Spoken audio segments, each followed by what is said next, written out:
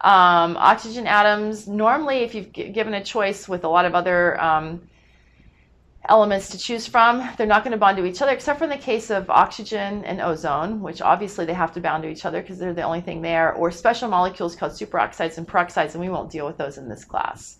And then also one other rule of thumb here, polyatomic molecules and ions often consist of a central atom, which is normally listed first in the chemical formula. That helps us get started if we know that bit of information, guessing what's in the middle with an educated guess.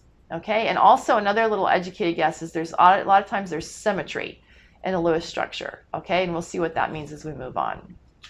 All right, and then the last rule of thumb before you get started is this little rule right here, which we call the S equals N minus A rule. And I don't think on the video you're going to be able to read these words. So you're going to have to be looking at your printed out notes to follow what I'm saying here. But the S equals N minus A rule is where S is the total number of shared electrons in the molecule, N is the total number of valence shell electrons needed by all the atoms in the molecule or ion to achieve the noble gas configuration, and A is actually the number of available electrons, valence electrons in that particular element. So we'll practice this. All right, so the best thing we can do is just practice, and then you can refer to the rules as we go.